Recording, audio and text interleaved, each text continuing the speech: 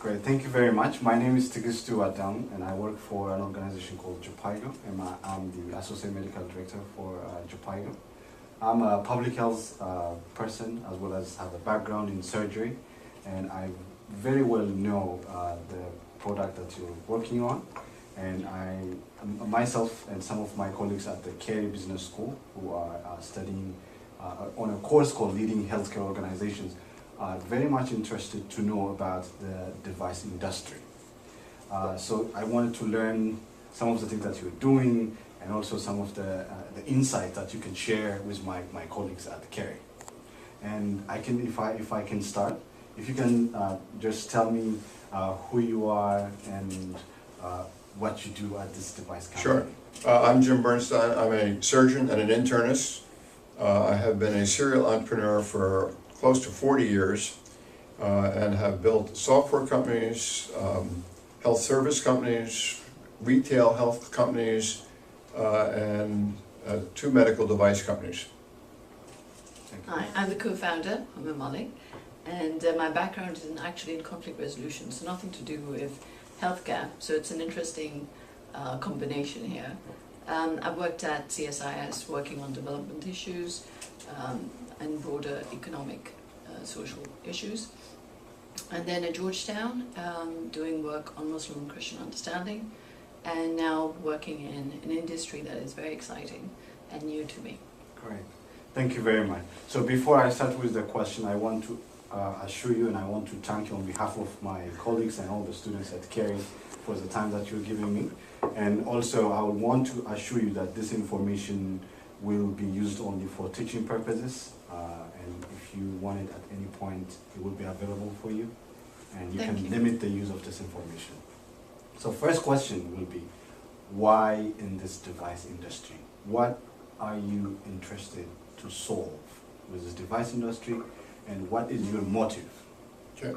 So I will. And also, if you can tell us a little bit about the device itself, because many people may not be aware of the devices. So first, motivation. Motivation is very important. My motivation as a doctor is to get leverage from my time, which means that I'm trying to put my time into creating something which will affect many, many, many, many more people than I could affect as a doctor one-on-one. So a medical device gets used by millions and millions of people. That is leverage. The particular device that we together are working on right now is a portable surgical instrument sterilization device. Our company is called Eniware, and the device sterilizes instruments without electricity, without heat, without water, in a very inexpensive format, and it will be used by the 2.5 billion people in the world, 2.5 billion people in the world, who live where there is either no electricity or a shortage of electricity, and where the need for simple, essential surgery is predicated upon having sterile instruments. So we feel at our company that we're doing something to change the world. That's our motivation. The medical device is merely a means for accomplishing the end, which is to allow people to have surgery. So we're not device makers, we're people who are enabling essential surgery, but our way of doing that is to build something which helps to solve the problem. We are not brilliant people who thought up a great idea in our kitchen and decided because we were doctors we had a great solution for something and we made it a device, and then we went ahead and tried to find somebody who might want to use our device. That's not what we do. We're out to solve a problem first, and the device is in the service of the problem. The problem is not in the service of the device. Thank you, Jim. I think just in addition to that, I think that watching, I'm from Pakistan originally, and seeing the poor healthcare provided to people on the ground, to me is close to being criminal. Because today, in the West we have the capacity to provide healthcare at such a decent level, where people are not worried. But then you see women that are getting fistula where they shouldn't be getting that at this point in, where we are. So to me it was more a question of solving a problem, and this little device will be able to do so much that it's exciting to be working on something like this. Do you want a little demo? Yeah, please. Do you mind telling us about the device, what it does, how is it different from other sterilizers? Right, so I'll do a little demo and then we can talk a little bit more about how it's different. So it's a Pelican case, and it will be 25 liters, slightly bigger than this. And And we've kept it as simple as possible because it's going to be in low resource settings, so you want to make sure that it's, there's not much that can go wrong with it. So there are 3 components to this.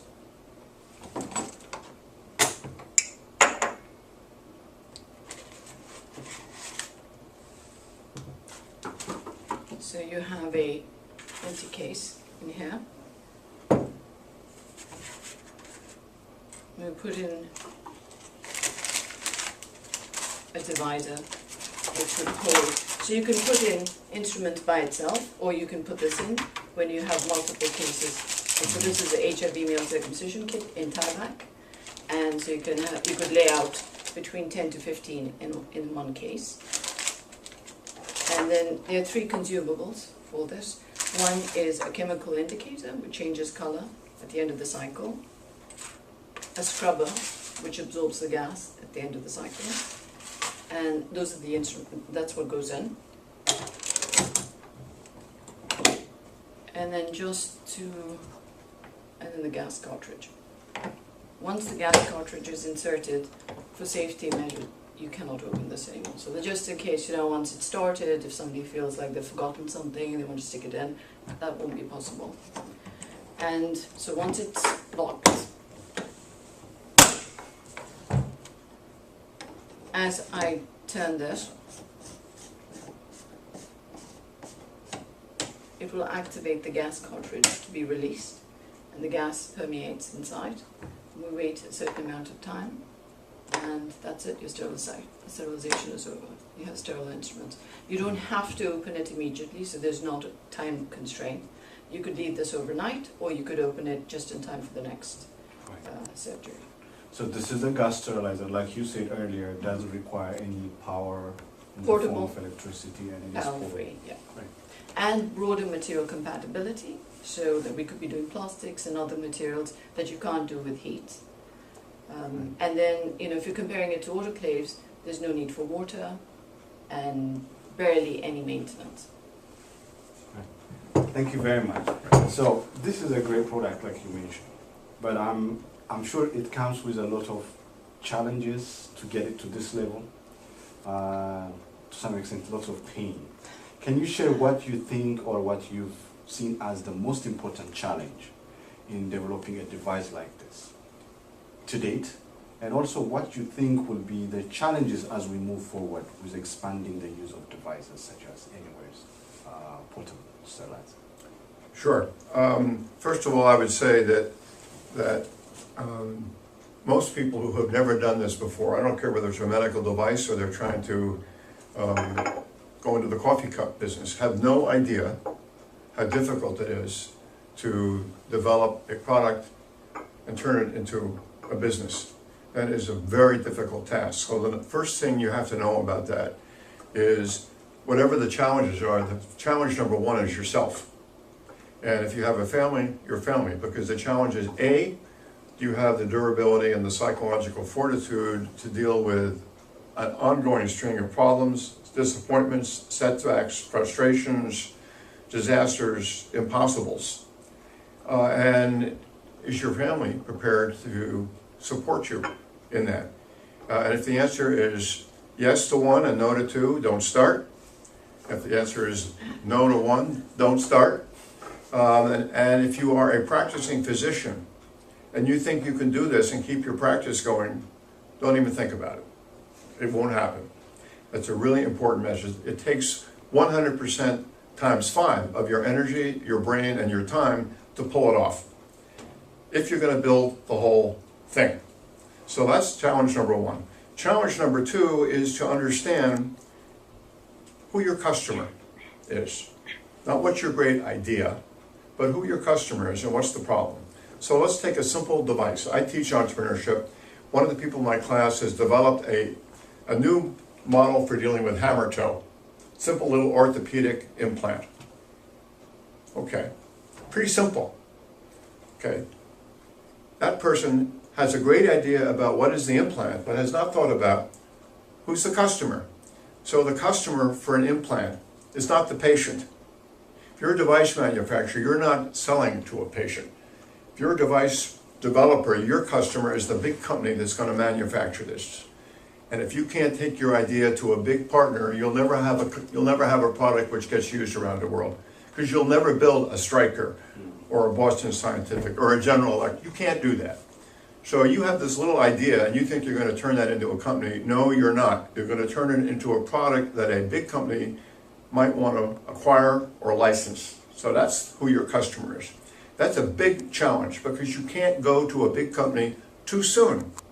If you go to a company too soon, you're lost. They'll just tell you to leave and they'll go ahead and do it if they like your idea. You can't protect it. And if you go too late, you're out of money and out of energy and you lost your family and you lost your idea. It's a very critical timing issue. You have to get enough money and enough energy to get to the point where you can talk to a big company. And one of the important things to understand is that big companies do not invest in innovation. Anybody who's been in the device industry will tell you that. They do not invest in innovation. They only get interested when you're pretty far down the road. So we've been working on this product for 12 years. 12 years and about $50 million worth of time and energy to get to a point where we have this prototype that just now a big company is wanting to start talking to us about it.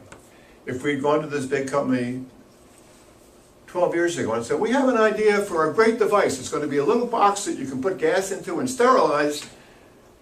They say, oh, yeah, we thought about that. See you around, right?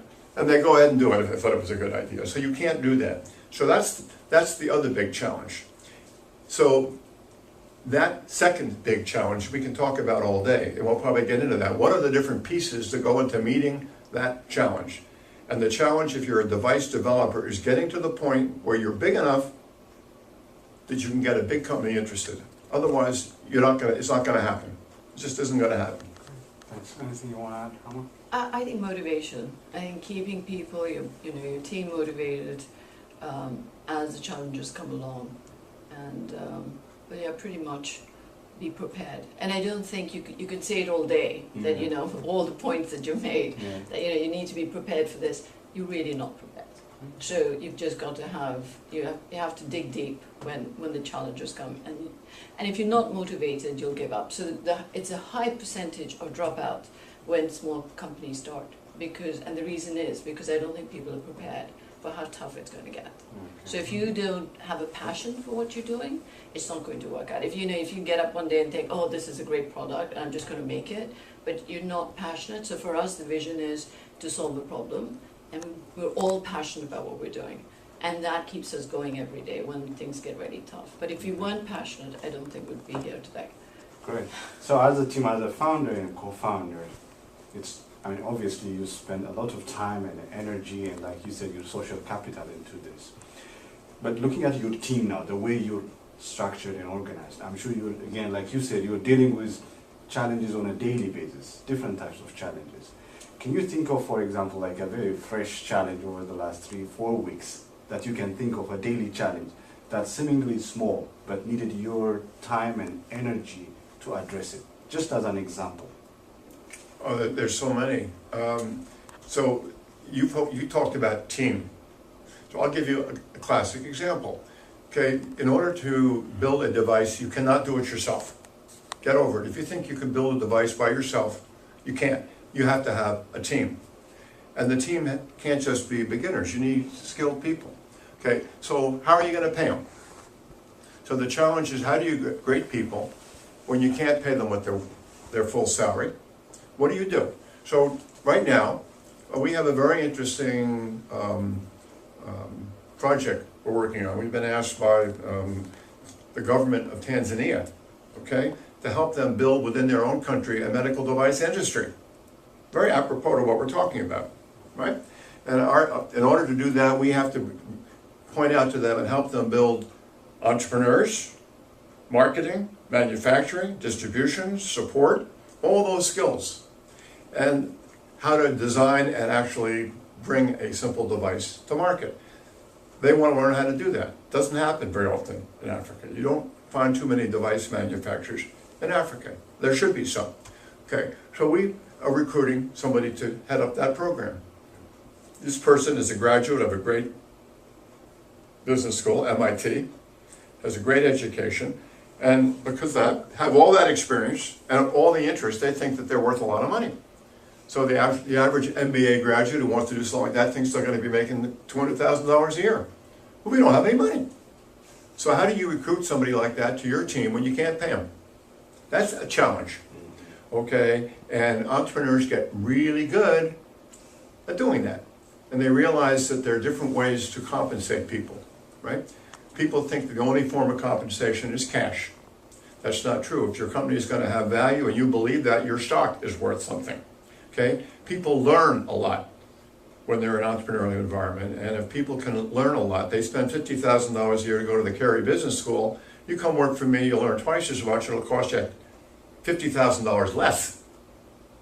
That's the way of thinking about it. And we make a point of having people here who come here for almost nothing.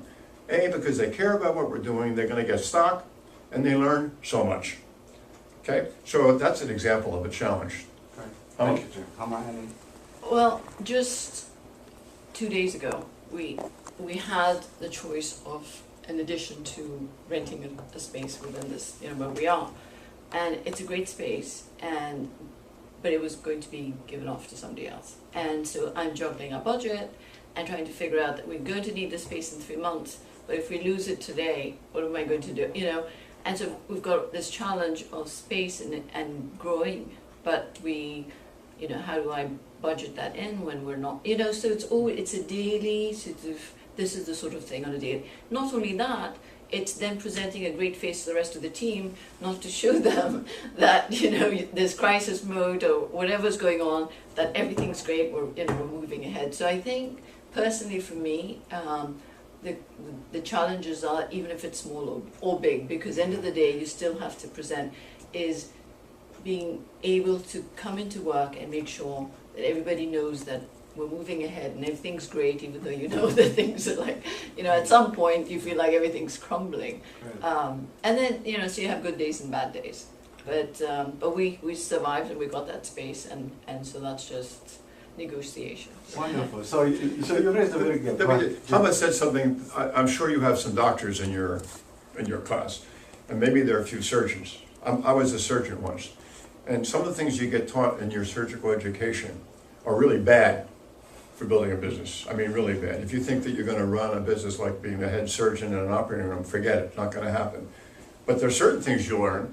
For example, I was taught that if you're in an operating room and you nick the aorta by mistake and the belly fills up full of blood, you don't say, oh darn, you say there, to make sure that you don't rattle everybody, right? So in business, when things go bad, you can't show it. You got to be smiling the whole time. That's what Thomas said. But that's a surgical instinct. Great. Thank you. So just probably a follow-up question to that, because this is important, and you work with a team. So how are you structured as a team, and how do you communicate your strategies? Like you said, you want to make sure that everybody is on focus, that you're delivering on a daily basis. So how do you communicate with your team members? How are you structured? If somebody has a concern or an idea, how does that idea make it to the table so that? Well, let me take that, because please.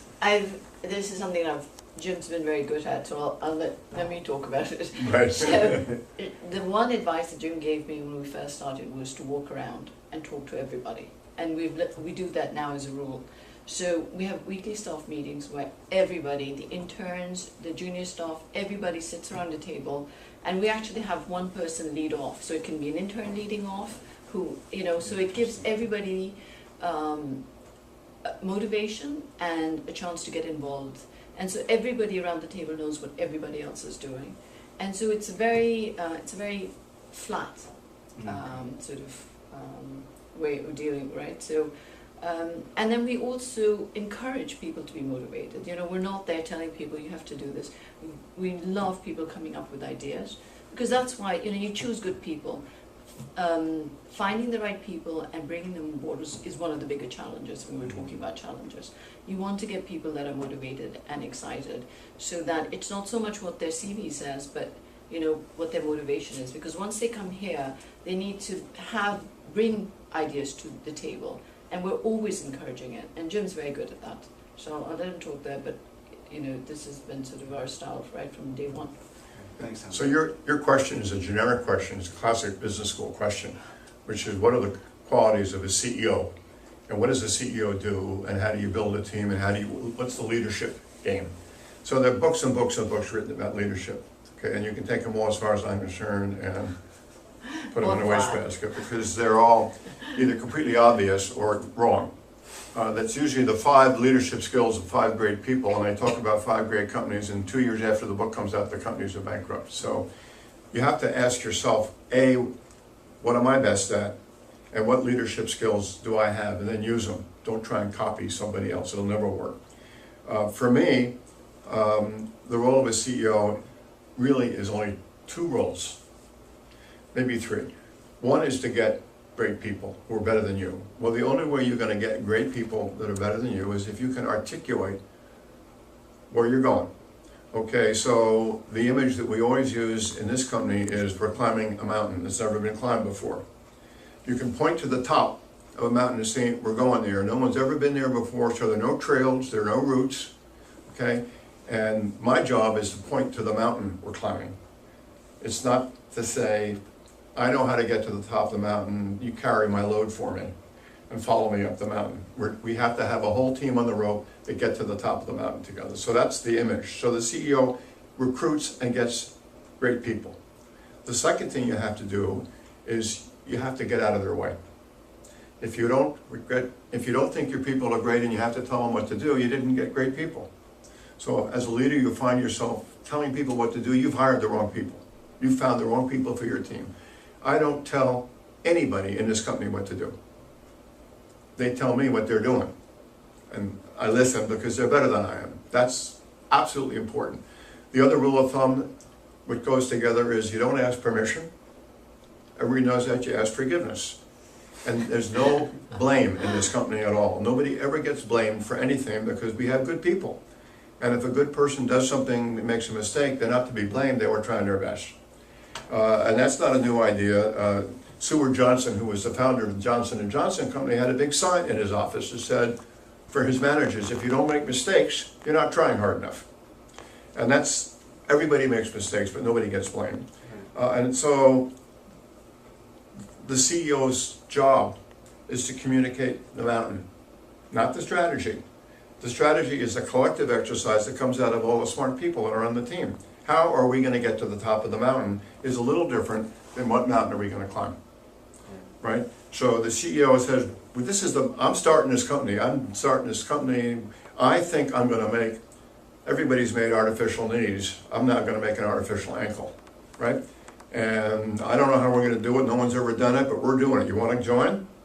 You're a really good engineer. You're a good orthopedist. You're a good this. You're a good that. Let's get together and figure it out. And by the way, there are 3 billion broken ankles in the world that need to be replaced. I'm making the number up. Big. So that's the difference between leadership and strategy. Great. Thank you very much. I think that example is a very good one, pointing to the mountaintop. So, and no ego. And yeah, no ego. exactly. So in terms of, your team, like you said, is relatively manageable. You really like this flat. I also want to know your perspective as you grow and as you become successful and grow and produce more. It means you will have lots of people coming on board. Do you think you will be able to maintain this culture in your organization as you expand? What will be like the challenges when you expand? You have a number of people, not only here, like you were saying, in many places you may have different offices. Do you think the culture will change? Yes. So the reason why big companies are big companies and little entrepreneurial companies are little entrepreneurial companies, there's a reason for that. Mm-hmm. Big companies, I got my first lesson in that when I started my first company, and I was talking to a friend of mine who was a big corporate lawyer. He was on the board, I think, of U.S. Steel. And I said to him, Michael, I said, how is it possible that the chairman of the board of General Motors doesn't worry about whether there's a car in a dealership in Oklahoma where when somebody opens the door's not going to fall off? How does he know the door's not going to fall off? And he's sitting in Detroit and his car's being manufactured there and being sold. How does he do that? I was really curious. And my friend said, that's what having a company is. A company is a big organization where everything is done by rule, by procedure, There's a procedure for everything. Everybody follows the rules. And you know that because you set it up that way, that the person who hangs the door is doing it this way, that the supervisor supervises it that way, and there's no room for thinking. You just do it. That's a company, okay? When you're an entrepreneur and you're building a device company, you're not building that big company. It's a different game. But as soon as you decide to have a global reach and have a global company, it's a different game. That's why you need a big partner. Because you don't like that. If you're like me, I couldn't work for Stryker or Boston Scientific or IBM. I'd go crazy because they'd be telling me what to do. That's why they survive, right? So the answer is if this company gets big enough that we have to be like that, we're sold to somebody else, right? And Hama and I will be doing our next company. But although we disagree slightly on this because for me, Oh no. because for me culture is very important, and I feel that if you get the culture right to begin with, then you can, obviously by the time it gets to a point where it's big enough for it to be sold, you know, we won't be involved with it. But till we have a hand in it, I feel that we can push this culture forward so that even if we're in different places, that the people that are, you know, that we hire would have that same sentiment, so that we want people to interact, you know, that there's no hierarchy, that, because if you have a hierarchy, then you're essentially sort of cutting out the great ideas that maybe an intern could have, or you know, junior staff. We've had wonderful interns that are now our junior staff who will be our senior staff at some point. So, you know, in a sense, you're cutting your nose to spite your face. Let me give you an example of what I was saying. It's a really good example. We're an entrepreneur company, so we get interns, okay? Interns traditionally go to companies and they get a job and they run the photocopier, or they get a cup of coffee for the boss. They do really nothing. Our interns come here, they sit at the table, they participate, their cards do not say intern, they say research assistant or something like that, and we expect them to pull their full weight even as interns, okay? So, two examples of our interns. One intern, having been here for 6 months, is now in Tanzania and is a top assistant to the head of obstetrics in Dar es Salaam, who's covering 105,000 deliveries a year in 22 district hospitals, and he's right standing beside her helping her. And he was an intern here less than a year ago. So he came here and learned about how to be part of a team and what he could do. And then he ended up there. We got him there. That's number one. We had an intern 6 months ago who was a junior in college, and he was taking a class in global health. And because he was part of our team and knew what we were doing and was part of it, he could tell that to his professor in an advocacy way. You should know what they're doing at Eniware. It's amazing what they're doing. And his professor said, oh, that's really interesting. Maybe they should talk to so-and-so. And so happened to be one of the top people in the world when it came to financing of medical devices around the world. And now Hama went to have lunch with him, and now he works for us. He's part of our strategic team. Yeah. But that was recruited, not by me, but by our lowest intern.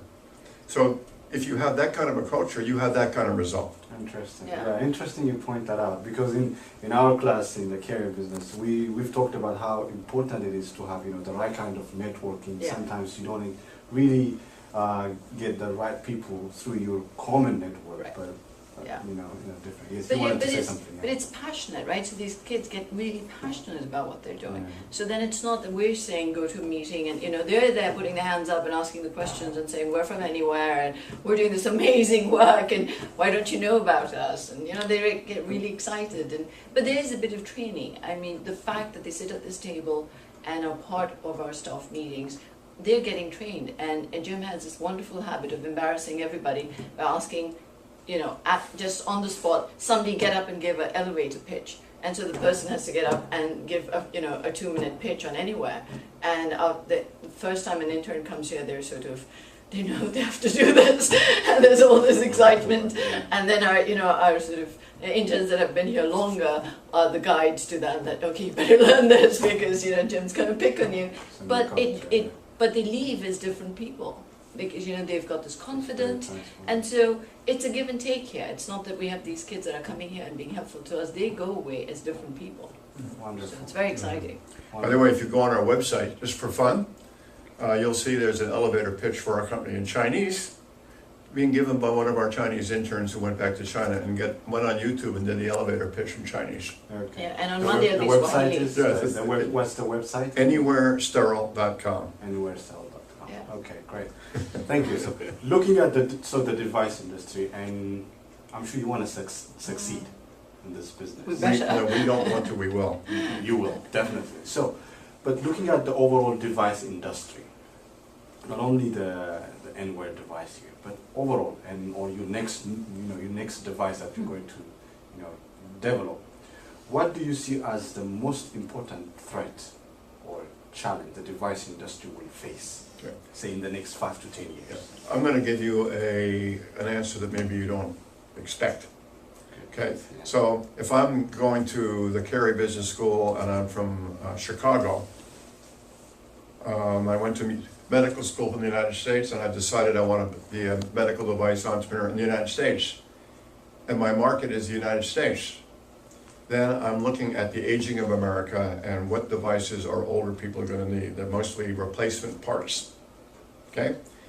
If I am not a citizen of the United States and if I have a global view, then I realize that most of the world, 97% of the world, does not live in the United States. And 97% of the world does not need their knees replaced just yet. There are much more basic issues that are related to essential surgery, non-communicable diseases, and there's no device industry outside Europe and the United States. So if I'm from the Middle East, or if I'm from Africa, or if I'm from South America, I would be looking at what device industry, what device can I start manufacturing that's designed for the customer that needs it. In sub-Saharan Africa, what devices do they need? They don't need knee replacements, they need femoral and tibial splints, implants for the motorcycle accidents, and they're not manufactured there at all. And if you get a striker pin for a tibia, it costs you $5,000. Can't afford that. So I would be looking at simple devices that can be designed, manufactured, distributed, supported as a local company. That's what I would be doing. Okay. So what would you see as a challenge to have something like that globally? So the challenge, if I was from Ghana and I decided to go back to Ghana and do that, I would have a really big challenge because I'd have to structure my company totally differently than it's structured here because there's not a large body of people who know how to do this.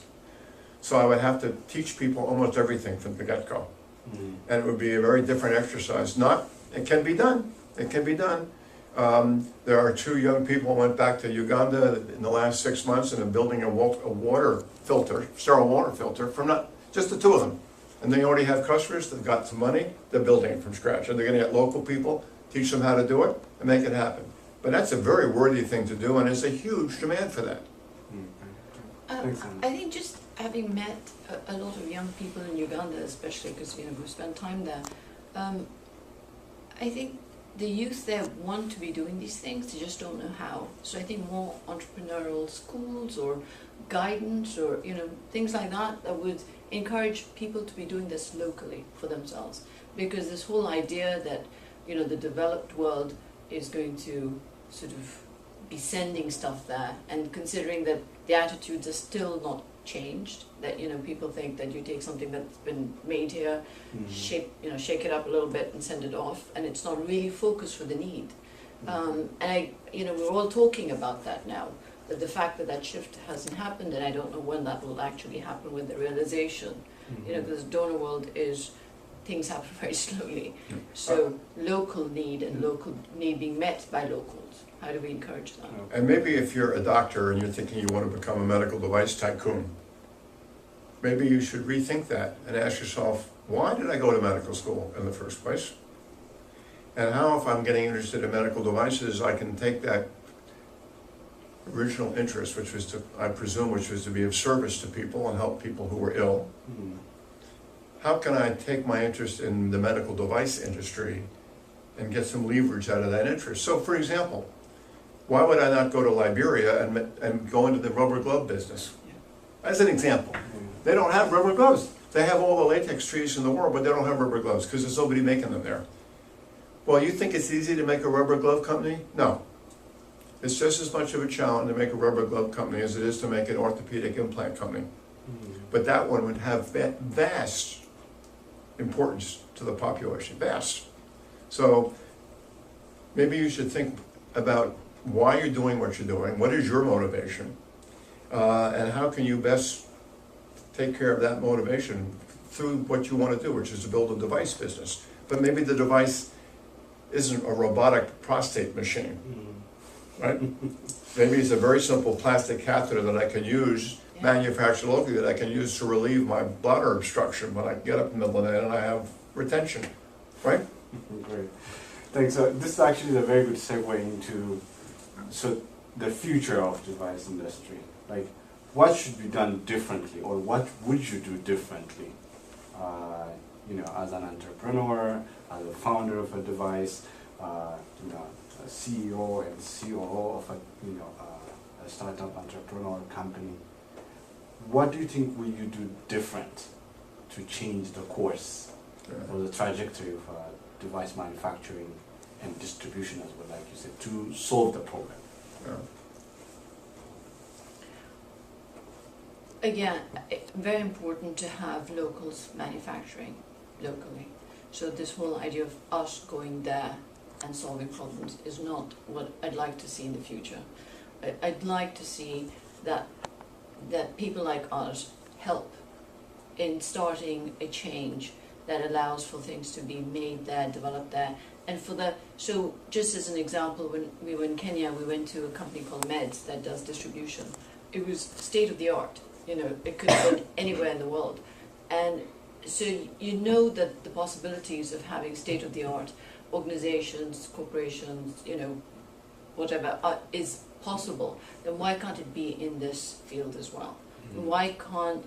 Why should there be an Ebola outbreak and gloves not be available in those countries? So I think and I'm not talking about us, we're just a small drop in the ocean, but if people like us, there are lots of people doing this. There's now anesthesia machines that don't require, electricity, and so if people that are thinking like this get motivated and encourage locals to get involved, and have public-private partnerships where people are working together and motivate people and show the youth how it is possible. I would love to see in the future that it's not a or one-sided transaction of going there and doing something, but that locals are doing it for themselves. And that, across the board. Yeah. I would also add that, and I'm not alone in thinking this, again, if you are thinking about setting up shop in Pittsburgh, Pennsylvania, and you're going to be servicing the over 65 population who needs to have new body parts, well then, good luck to you. A lot of competition and very difficult and relatively unnecessary, in my humble opinion. Or you could think about, what can I develop that fits in a different model of medical practice, which is low cost, effective solutions to large problems. Low costs, effective solutions to large problems. So if you pull that off, so if you can make a recovery room monitor that monitors 3 things that costs $150, as opposed to one that costs $10,000 that monitors 20 things, you will solve a huge problem in recovery rooms all over sub-Saharan Africa. And to design and make that device is not hard.